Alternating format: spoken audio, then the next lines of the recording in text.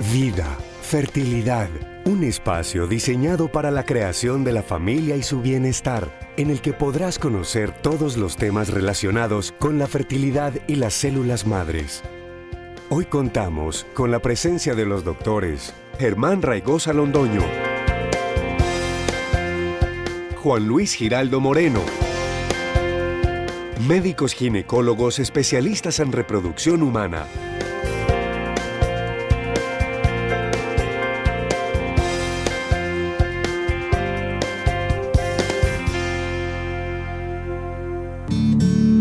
INSER, Instituto de Fertilidad Humana. Somos familia. Hoy vamos a hablar un poco sobre cuándo consultar, sobre cuándo una pareja puede llegar a la conclusión de que está sufriendo de un cuadro de infertilidad y necesita ayuda especializada.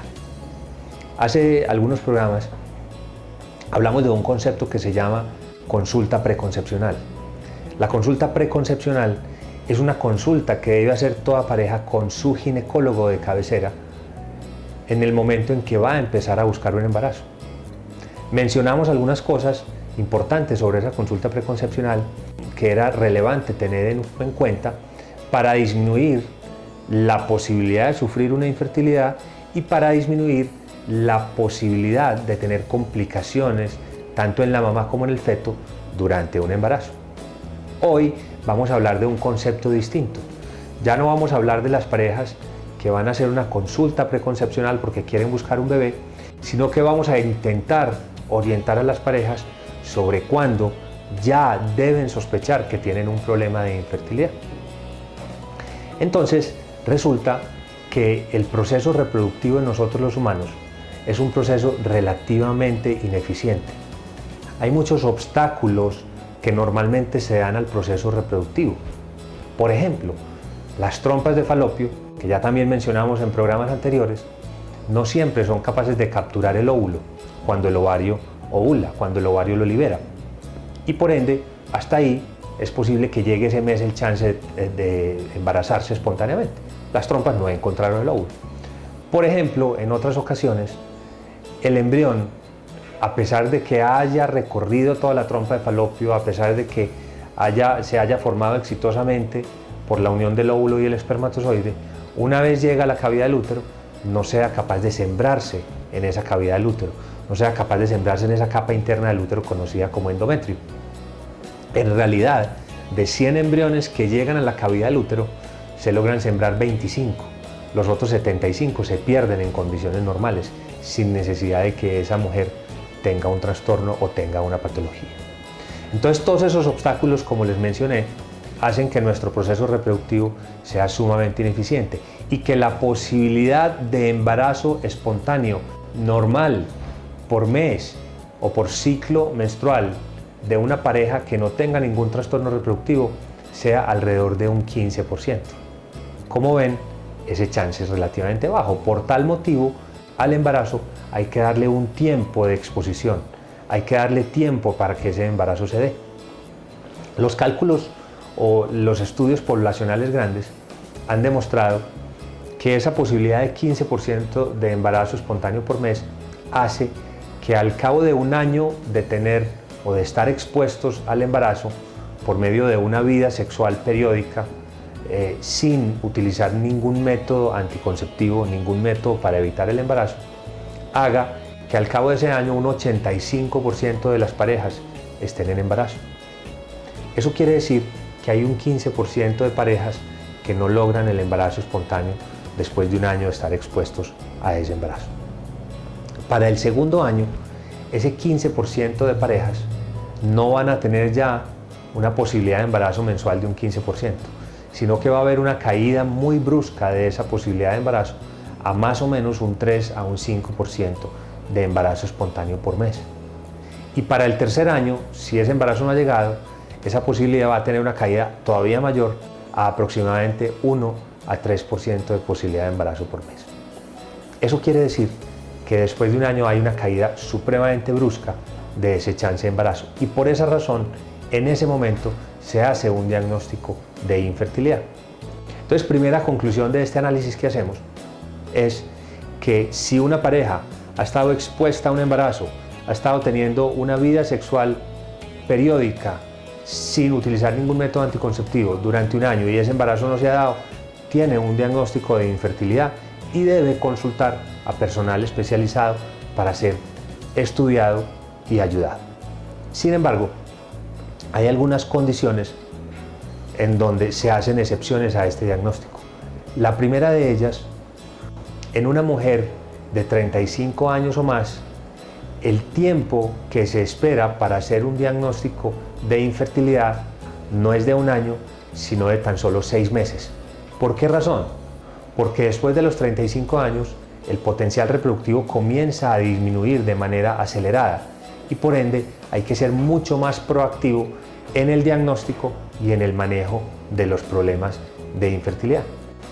Entonces, mujeres de 35 años o más expuestas al embarazo, vida sexual periódica sin utilizar anticonceptivos o sin utilizar métodos para evitar el embarazo por 6 meses, sin que ese embarazo se haya dado, tienen un diagnóstico de infertilidad. Además, yendo un poco más allá, la tendencia mundial es a que a mujeres de 40 años o más, desde un principio, desde que van a empezar a buscar el embarazo, se les considere casi que con un problema de infertilidad. ¿Por qué razón? Porque por la sola edad, a los 40 años, el chance o la posibilidad de tener un trastorno de infertilidad es tan alta como un 65%. Entonces, concluyo. Primero, diagnóstico general. Luego de un año de exposición al embarazo sin lograrlo, hay un diagnóstico de infertilidad. Segundo, si la mujer tiene 35 años o más, ese periodo no es un año, sino 6 meses. Y tercero, si la mujer tiene 40 años o más, desde un principio debe considerarse que puede tener un trastorno de infertilidad y debe ser manejada, diagnosticada y tratada desde el inicio de la búsqueda del embarazo. Por último, hay algunas otras condiciones que hacen que quienes manejamos el tema de la reproducción humana debamos intervenir desde antes de cumplidos estos periodos de tiempo. Y es cuando tanto el hombre o la mujer tienen patologías que se asocian a un mayor riesgo de infertilidad.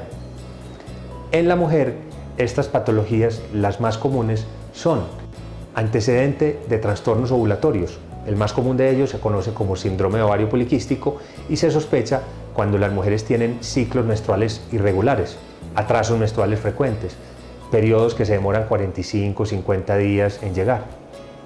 Segundo, antecedente de una patología que se llama endometriosis, que es una patología en la cual el recubrimiento interno del útero, que se conoce como endometrio, que es donde se siembra el embrión, empieza a crecer por fuera del útero y genera un proceso inflamatorio en la pelvis.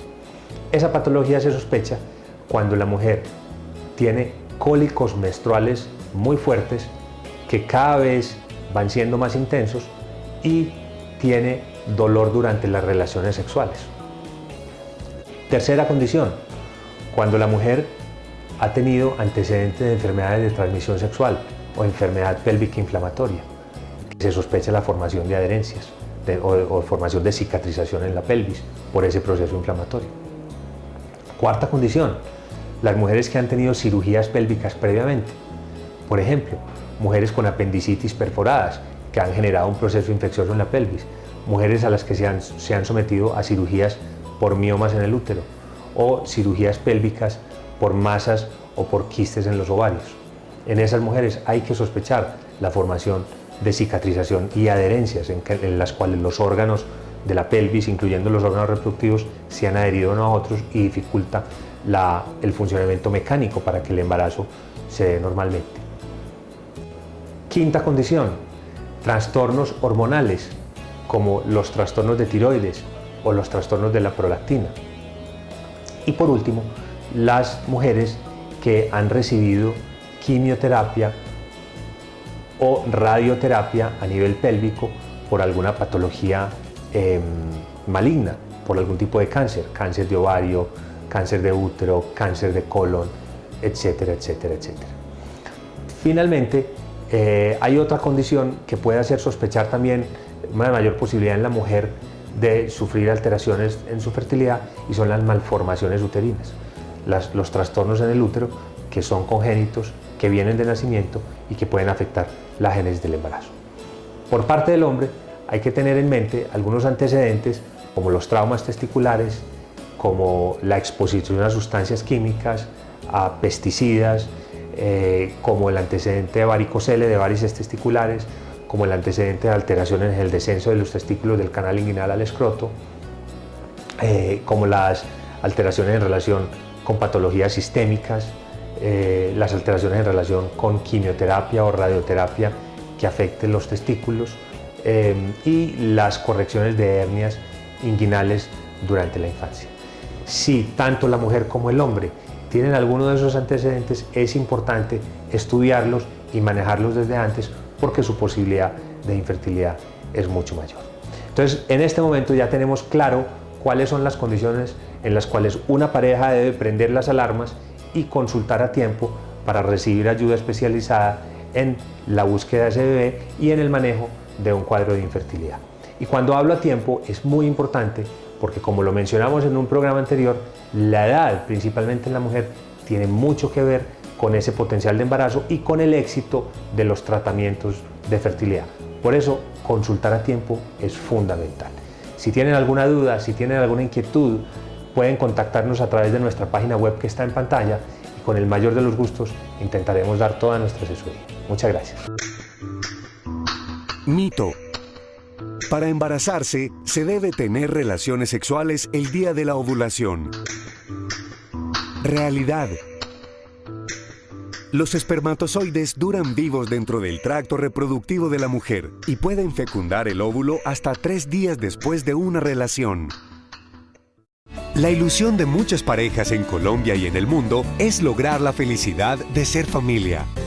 En INSER nos hemos consolidado como uno de los grupos líderes en el diagnóstico y tratamiento de fertilidad, cumpliendo el sueño de más de 4.600 familias en Colombia y alrededor del mundo en 24 países.